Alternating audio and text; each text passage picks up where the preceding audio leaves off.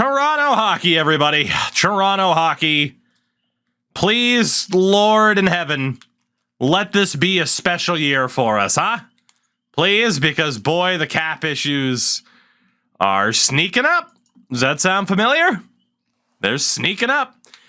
We did go ahead and optimize the coaching staff. We have a goalie offer or goalie coach out.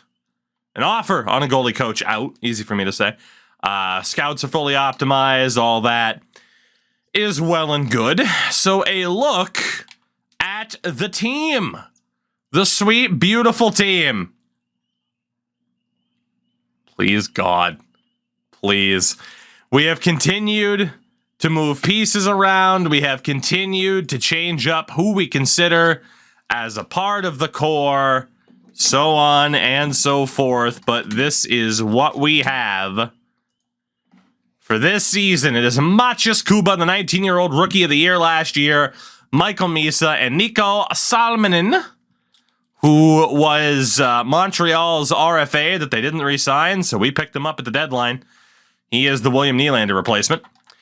Jaden, who I will probably call Jack Perry a bunch of times, on the second line at 20 years old with Logan Cooley, who was the big addition of the offseason. He is alongside Matvei Michkov on the right. God help me. Jorg Ullman, out of nowhere, developing, which is good. He is with Mika Lume and Derek Weeks, and Antero Kiskinen with Tope Aroni and Gordy Clapperton, the most Canadian man of all time. High stick on Gosper wasn't a penalty, but Caroline Bear, that should figure out someone reference. Refereeing is what it is in the playoffs. Defensively, Alec Carpenter with Cam York. Yeah, Vitaly Sokolov and Evan Bouchard, and our captain, Morgan Riley, alongside Morgan Panay. I think Joe Valeno gets sent to the AHL for the entire season. I don't fucking know. Sure. Goalie-wise, Barneson, Lou Harenstam, and Scotty Ratzlaff is there too. And we're going to be turning off auto-rotate and kind of using all three goalies this year. Maybe up to the trade deadline to see who's worth keeping and who isn't. AHL-wise, we have some damn good prospects. UC Makala is looking pretty good. Marty Brennan's a medium elite, but super low rated. Gustavs Alexandrov is on the team. This guy's insane. Ferguson's a low elite. Dowant's a low elite. Palapuz is a low elite. O'Donnell's a low elite. Jenner is a medium 6. Bruce Miller's a low elite. Cody, no. Bjugstad a medium 6. Cuff a medium 6. Vannon a medium 6. I mean, it's pretty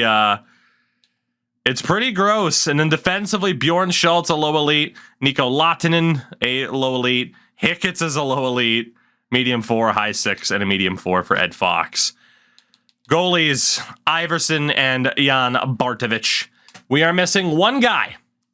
One guy, and that is the RFA who has yet to sign, Sam Dickinson, who will bolster up that left side defense if he actually signs. Let's hope. Let's hope, let's hope. But we are starting off this season without him. We get Clifford Downey as a goalie coach and a 3-1 win over the Avalanche to start our new season. Let's go turn off auto-rotate. There we go. Because we want to make use of all three goalies this year. Will Dickinson sign before the Ranger game? He will not. Well, we have until December 1st to sign him, so in the meantime, we'll see if he gives in. Let's find out how badly you want to play hockey this year, Sam. Let's find out. Let's see. The New York Rangers 4-2 win. Baston 7-4 win. Okay. Dickinson rejects again as we lose our first game of the season. 5-4 to the LA Kings. Not a big deal. Mr. Dickinson. How's 3 years, $4 million sound? I'm not budging. You are not getting a penny more. So deal with it. Let's see, we got Detroit and Washington on back-to-back days. We lose to Detroit as well. So Barneson will be out for a little bit. Let's get Ratzlaff in there. But Louvre, the Love Harenstam, will be playing against Washington. He wins. Dickinson rejects. I'm not giving in. At least not yet. I'm not desperate enough. I'm not desperate enough. We'll get there eventually. Before the moment, we're not nearly desperate enough. 3 years, $4 million, buddy. How badly do you want to play hockey? How badly? You can go play in Switzerland for the year if you want. It's beautiful there, I'm sure. 4-1 loss to Detroit. Rejects again. Well, we got a month to sign him. Yeah, his brother's name is Lion. His dad, Mr. Harenstam, went to the St. Brown family of, the playbook of the St. Brown family of naming your kids weird shit. You know, like Equinemius and Amon-Ra St. Brown in the NFL. All right, Ratzlaff, you're in. Be playing mini stick in the basement. Kotkaniemi smashing stick on the way to the locker room. That was funny as hell. The passion. At least you know he doesn't like to lose. Mr. Dickinson, we will continue this fight. It's been a little bit since he's adjusted his asking price, too. I don't know if he's going to give in. I don't know if he's going to give in. Back-to-back losses again. We do kind of need him. Like, our team's not exactly dominating right now. Kuba 6 points. Misa's doing well. Salmonen's doing okay. Oof. All right, Logan Cooley, you are tragic. That second line in general is tragic. Fuck. Let's swap Kuba and Perry to start off. No one on defense is abysmal, but no one's also amazing from a plus-minus perspective. Let's see. Calvin Hicketts gets hurt down in the AHL. Beat Calgary 6-4. Dickinson rejects, and we lose to Columbus 2-1. I believe Marner's still with Columbus. Have I ever had a good second line? No. Despite trying my damnedest. No. No, I have not. Mr. Dickinson. I feel like the goddamn principal at this point. Ha-ha! His number's starting to drop a little bit. You're going to give in, buddy. You're going to give in. You are going to give in. I'm going to win. Alec Carpenter, MCL sprain, so our top pair defenders out. As we do beat the Florida Panthers. I didn't know that was legal. Dickinson rejects. Again. Bastard.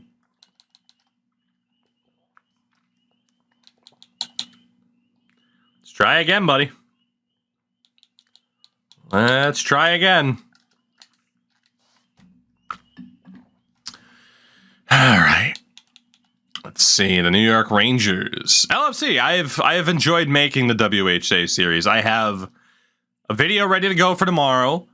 That I think people are going to like. And to be honest, it's just between Sports Gamer broadcasts, podcasts. Like, I have just been a busy, busy boy. A busy, busy boy.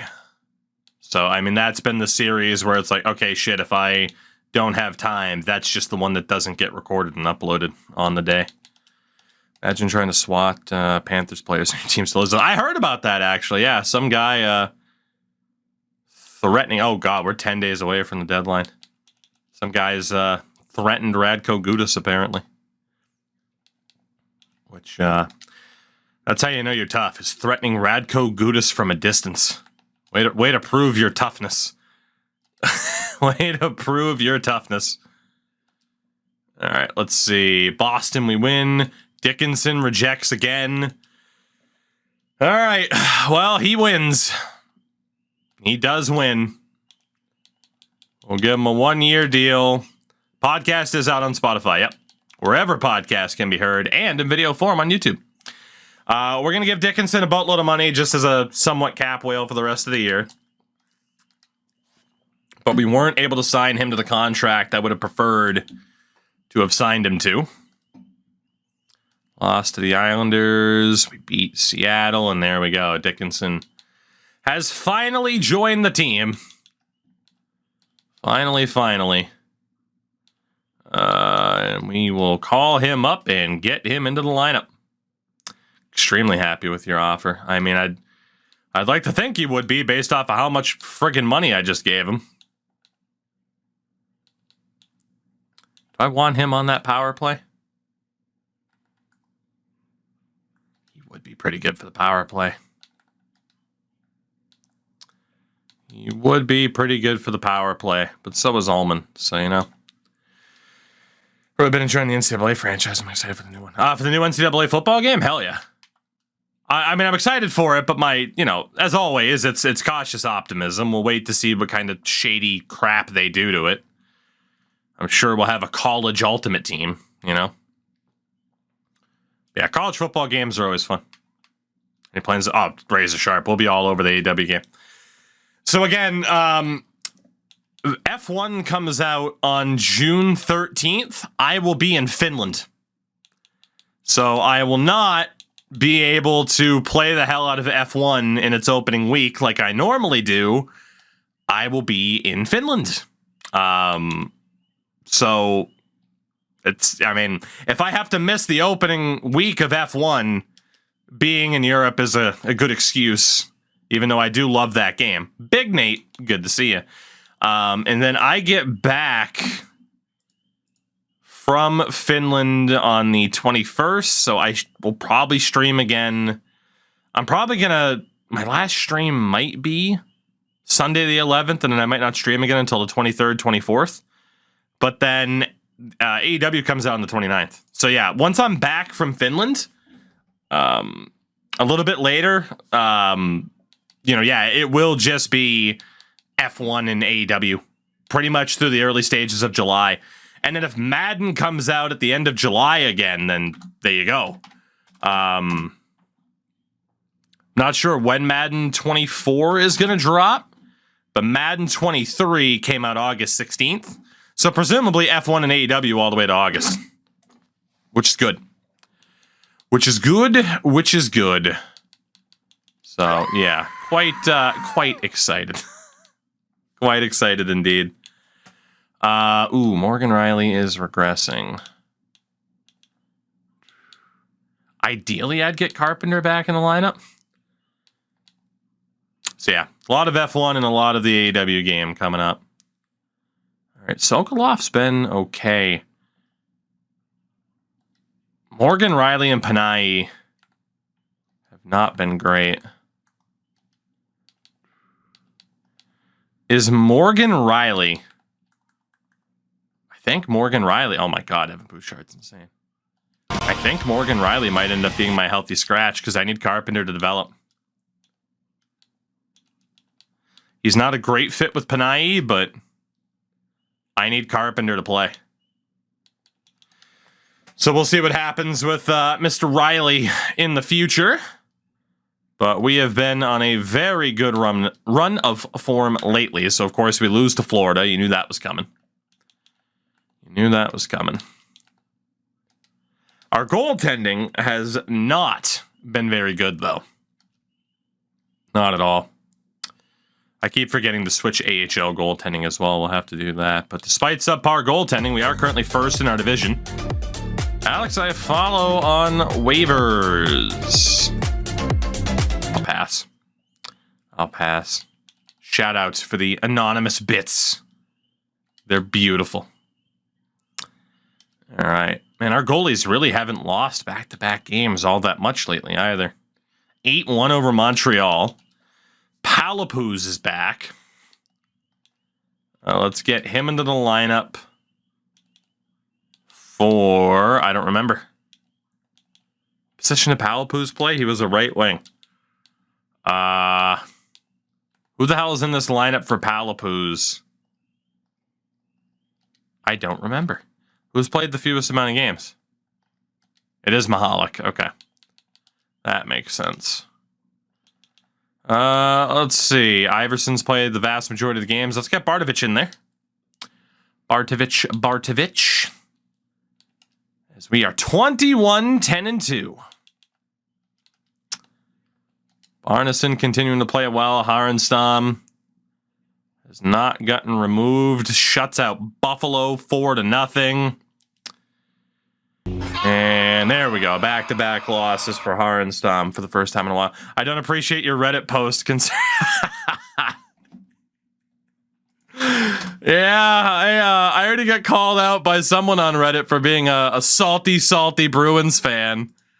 But I had to jump at the opportunity to be the one to post this bad boy. I had to be. I had to do it. You're welcome, Craze. You're welcome. It's one of the most absurd stats I've seen in a long time. The fact that after Game 3, who knows, they might win Game 4, but the Carolina Hurricanes losing 11 straight?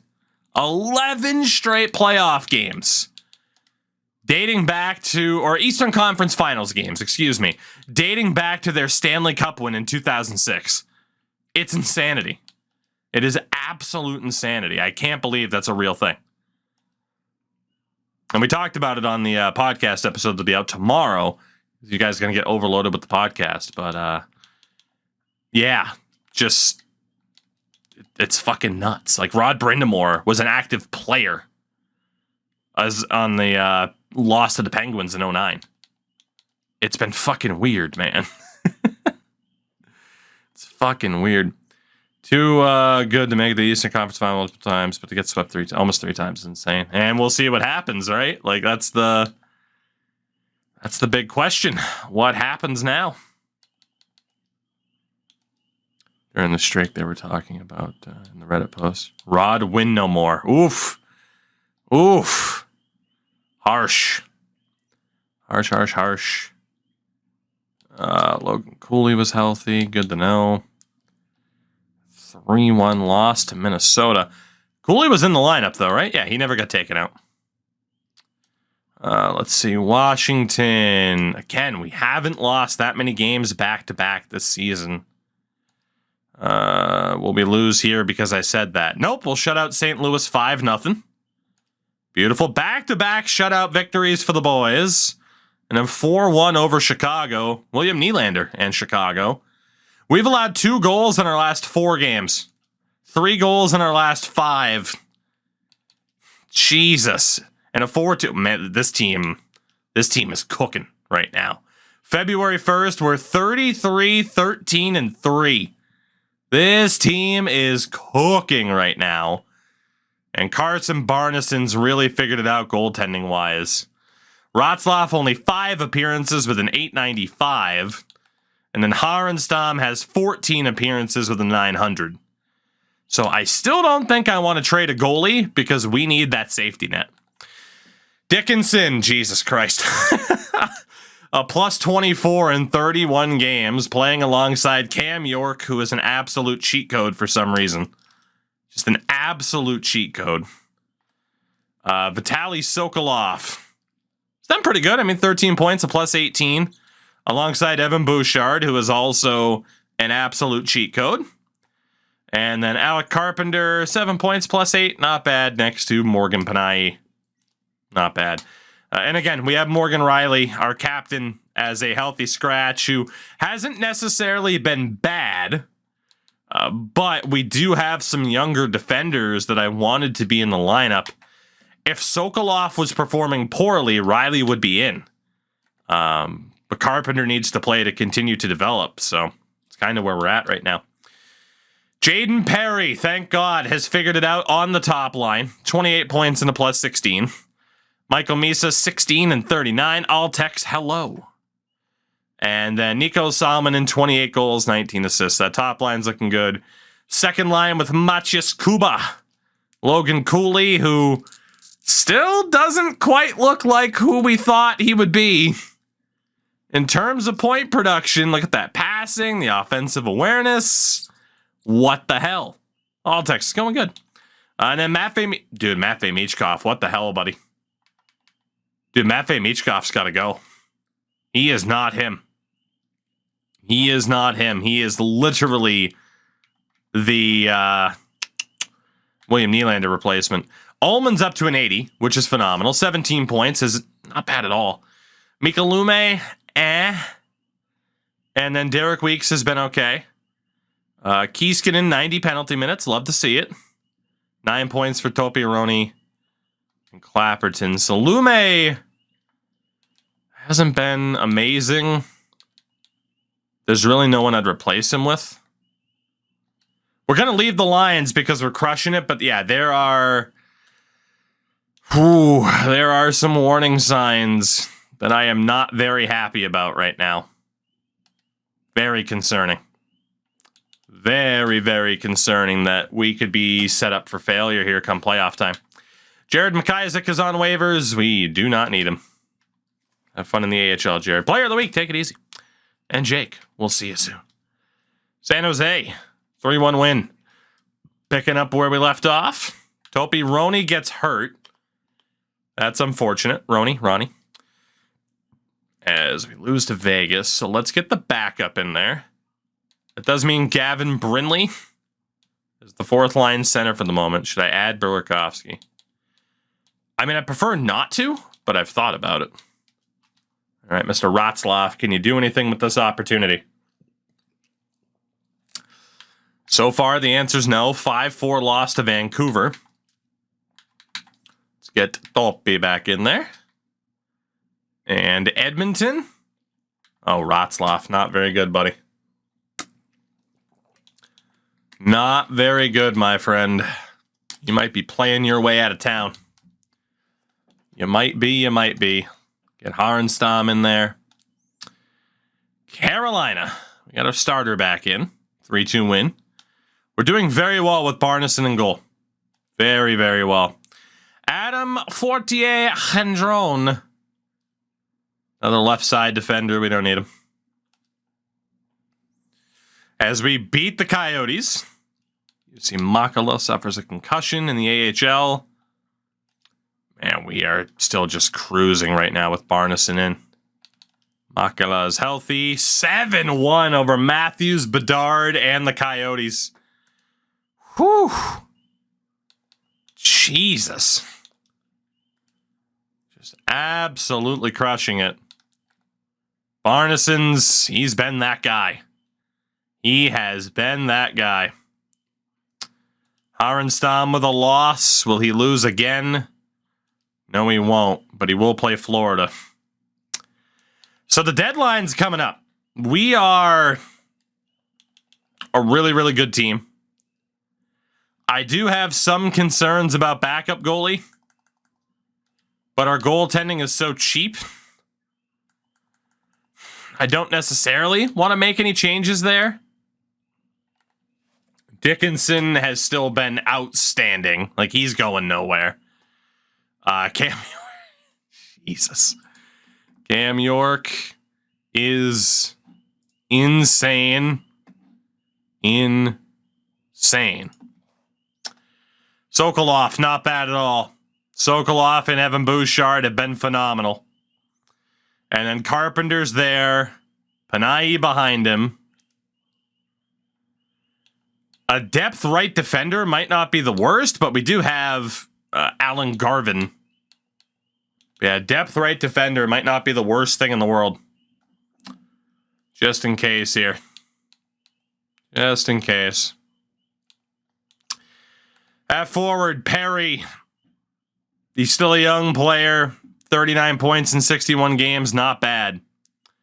We have York's potential at starting off. I think it is a medium franchise based off of upward trajectory. So it's just, I didn't expect him to develop into like an offensive force. Michael Misa. Over point per game for the first time. He's already set a career high in points, which is fantastic. And then Nico Salminen after a year off. Don't know if he'll hit the 77 points he had in Montreal, but 35 goals, certainly not bad. Kuba is phenomenal, and I love him. Logan Cooley figured it out. He had a slow start here, but he's looking okay. We have to run with this team at least once. But man, am I not planning on keeping Matvei Michkov. Not at all. He is just not an elite player. And he wants to get paid like one.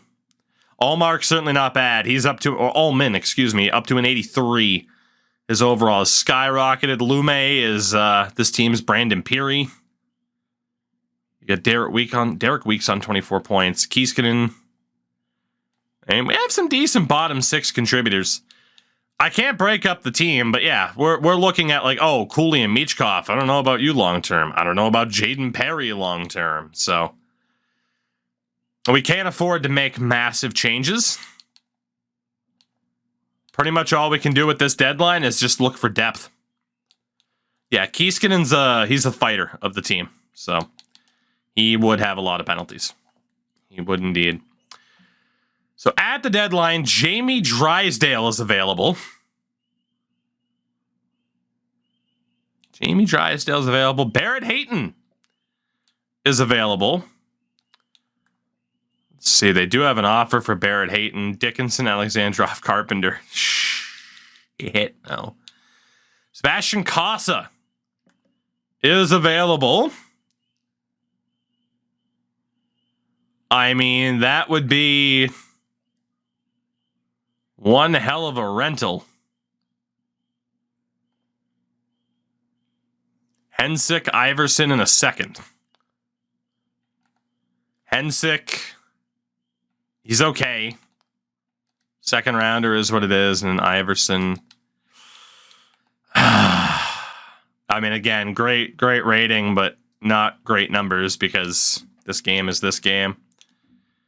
So we're tempted by a right defenseman and a backup goalie. Obviously, Jamie Drysdale is about the best right defenseman we could get. Draft pick wise, we do not have our first rounder this year because you remember when we traded it years and years ago? Yeah, that issue finally came home to roost, but we do have a bunch of second and third round picks. We got Hartman in the system on that left-hand side. Yeah, obviously with Drysdale being a rental, he is just way too expensive. And he's not like a major point getter either. I should have looked at league scoring. Oh yeah, we traded that first rounder like 3, 4, 5 years ago. It's been a long time since it was gone. Adam Fantilli's out there. He hasn't turned into a major point guy either. It's a little bit surprising. Anthony Honka's out there. Seth Jones, baby. That's the right side defender to get for depth. Get some leadership. Get some goddamn leadership. Ridiculous. There are a lot of teams. Can't you still look at the point leaders and deadline? Can you? Oh yeah, you can. I always forget to do that. I always forget about that option. I don't know why. I always forget about that. So, fuck you, Connor. The hell do you think you are being that good? So obviously Owen Power would be insane. Don't think we could afford to do it. Shabbat's not a righty. Sandin's not a righty.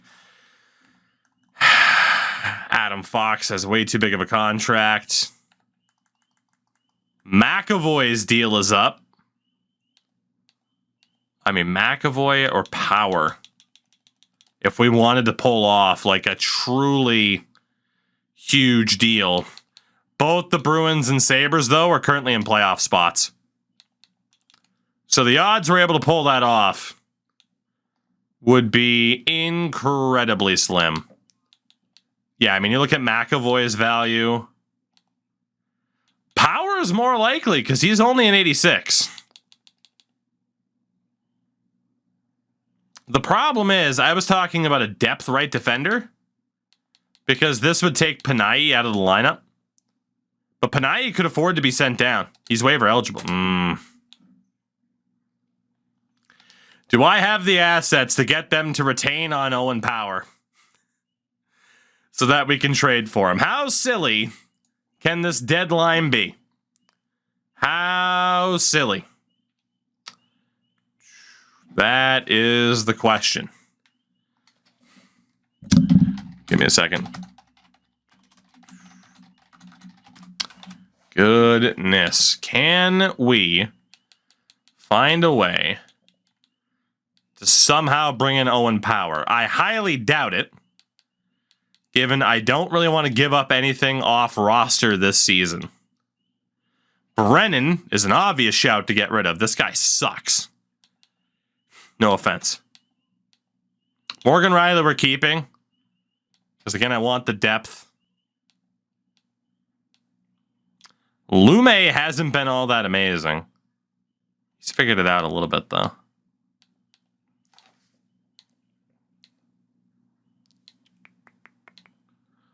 Let's see. Dalmont could also be used. Because he's not that great. Sokolov's been good. Like, I have no reason to trade him. Ferguson's not that great. So obviously, you look at the value of these three guys. It's unlikely. The big equalizer, goaltender. I don't necessarily want to give up Bardovich, but Breland, I think, could be used as well.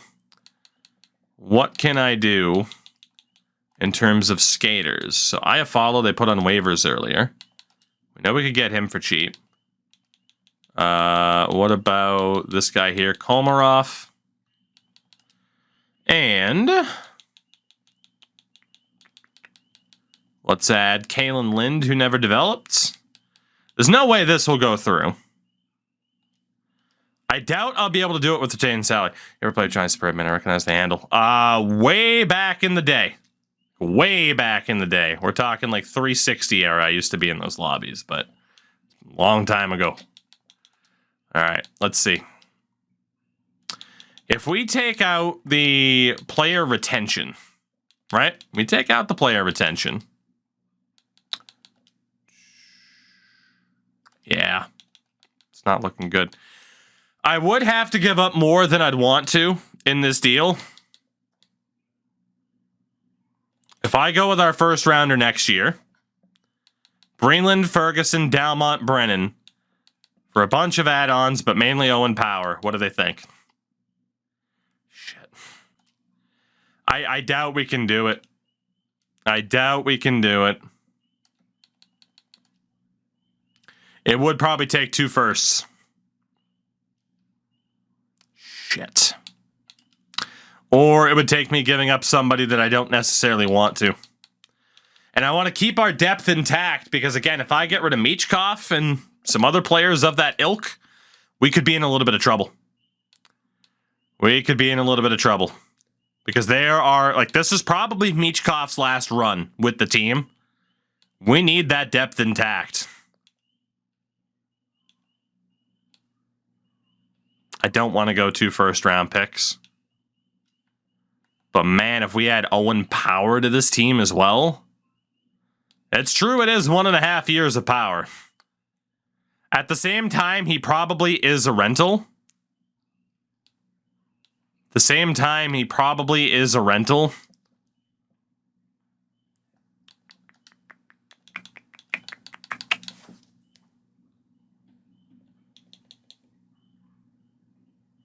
What about our first and second next year? Did I already offer that? No.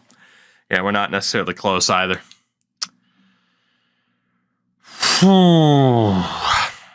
Yeah, it's not going to happen. It's not going to happen. So, in thinking about our team, what can we really do?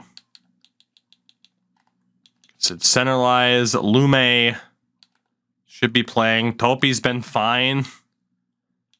I mean, a depth center wouldn't be the worst, but I mean, Bruce Miller could step in if need be.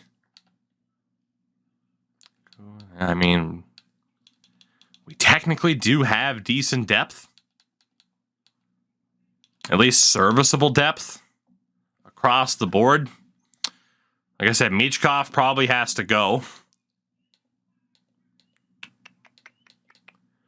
It really is just like right D depth to add in. Just finished listening to Deke on the pod. Again, it's a shame that podcast had to get posted a few days late due to some editing issues, but I thought Deke represented himself and Coyotes fans very, very well. He was the perfect person to have on the show to talk about the Coyotes arena deal not going through. I shouldn't have to do anything at this deadline. I just feel like I should. You know? I just feel like I should. Drysdale's too rich. Barrett Hayton's probably too expensive. I mean, I'd have Barrett Hayton on the third line, you know? Have him as like a shutdown third line center. Because he is absolutely elite defensively.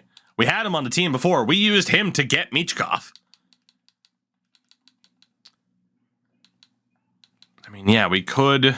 But again, it would be Topi, Roney, and Lume that take the hit. But they haven't been that bad.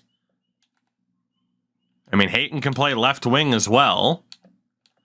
But our left wings also haven't been bad. I think we just deal with it. I think we just deal with the team as it is. And hopefully it goes our way once we get to the playoffs. If we can't go out and get an Owen Power, someone who's up there, I mean, Charlie McAvoy we know would be too expensive. It drops off from there, and we're not going after Adam Fox. Goaltending-wise, I mean, friggin' Matt Murray is up there. But do I want to trade two young goalies to rent Matt Murray or Logan Thompson? It's like, you can't tell me that either of those guys couldn't just turn it on for the playoffs. We know McDavid, Beniers, Bedard, these guys are all way too expensive. Way too expensive. I think it just is what it is. I'm tempted, don't get me wrong, but we're going to hold. We're going to trust the process. Keel Thomas got traded. Mikhail Maltsev is on waivers. I will claim him. I will claim him. That improves that center depth we were talking about.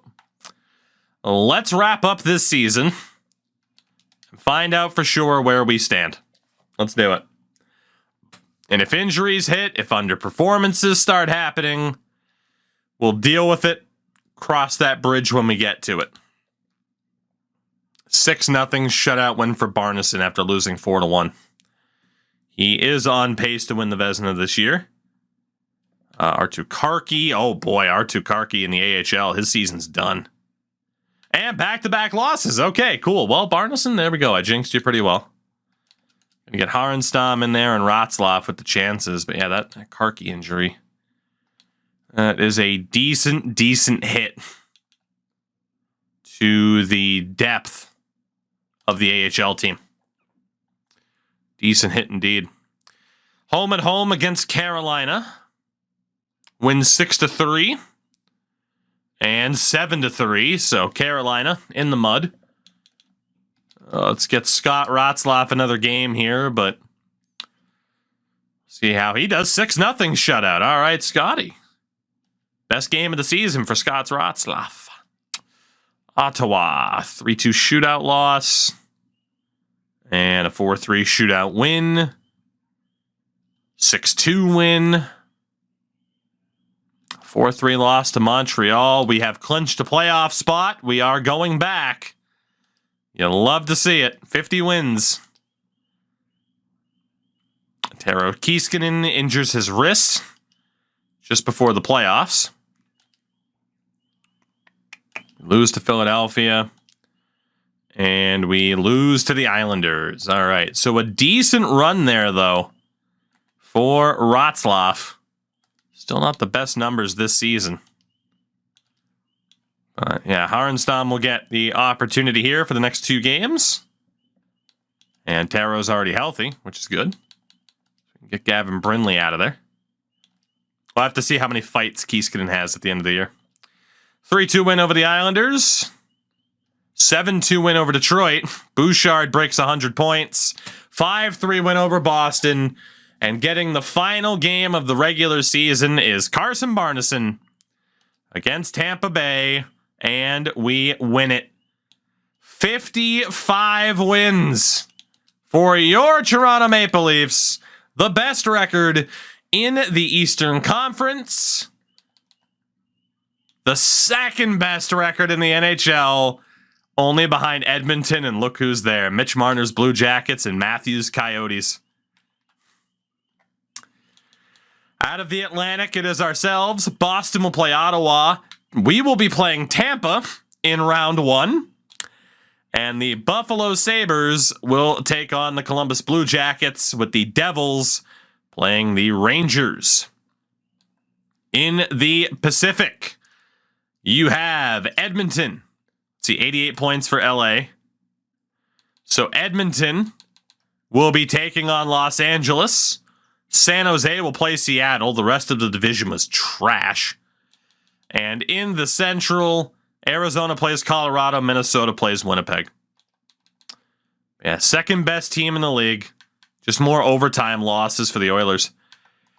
Goals for per game. We had the league's best offense. 312 goals scored. It's one of 3 teams to break 300 goals as a team. Goals against, 210. Tied for the second fewest allowed. Only Edmonton at 201 had better goaltending than ourselves, Colorado, and Arizona. Our power play was at 23%, which was top 5 in the league. And our penalty kill at 81.3% was mid-table towards the top. Croteau, what's going on? So yeah, obviously, we were outstanding this season. I do want to check on the Marlies, who are not making the playoffs this year. That's okay. Should I bring back the old school goalie tonight? Davos, define the old school goalie. Define the old school goalie. I'm scared. For the forwards, Michael Misa, 87 points. Our only player over a point per game. That's a bit scary. Salmon in 44 points, or 44 goals, 75 points. Davos, yes, you should. Oh, man. You had Machis Kuba, 64 points, 39 goals. We are like the Vegas Golden Knights here, basically. Logan Cooley, only 60 points. For how much we gave up and moving Macklin... damn.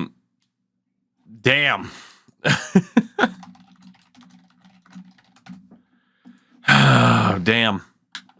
Michkov, 55 points. Again, he's going to want a big money contract. I can't give it to him. I just can't give it to him. 50 points for Jaden Perry, which is okay. Ullman, 41 as a rookie.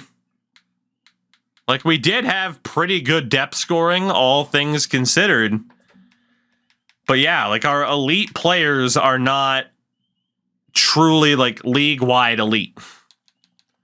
Except for Bouchard and Cam York, who are absolutely broken in terms of the amount of assists and power play points picked up. It's fucking stupid.